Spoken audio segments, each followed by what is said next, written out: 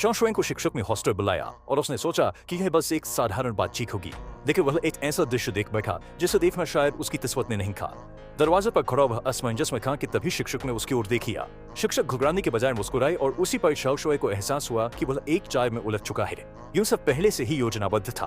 बाहर से साधारण दिखने वाले शिक्षक अंदर से बेहद निर्दयी निकले।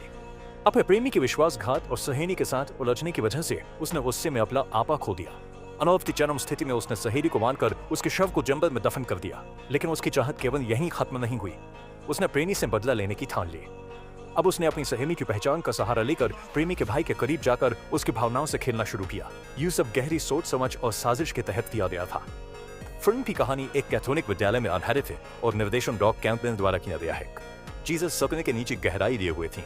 नन के रूप में मुख्य किरदार महिला लाओला थी, जिसकी कहानी प्रारंभ में सामान्य व्यक्ति थी, लेकिन लंबे समय तक उपेक्षित रहने की वजह से वह मानसिक असंतुलन में फंस गई और मोंटाना की ओर बढ़ गई।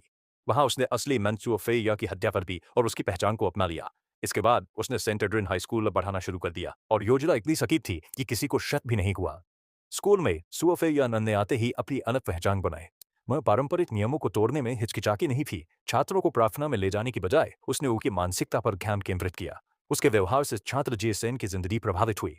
जेसन इंटरनेट पर चर्चित था और जल्द ही उसका विशेष ध्यान केंद्र बन गया। शुरुआत में यह सामान्य लग रहा था, लेकिन धीरे धीरे स्थिति विघटन की ओर बढ़ गई। जेसन के साथ उसका रिश्ता अब शिक्षक छात्र का नहीं रहा, बल्कि उसने सीमा को पूरी तरह से पार कर लिया। इस बीच छिपे हुए सच धीरे धीरे सामने आने लगे। उसकी पुरानी पहचान और वह अपराध अब संबिनी के घेरे में थे।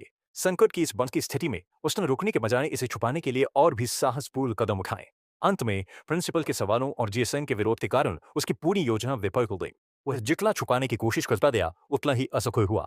घटना के उजागर होने के बाद उसे अपने कर्म की कीमत चुकानी पड़ी, पर इसने उस सत्य को साबित किया कि कागज आग को ढक नहीं सकता।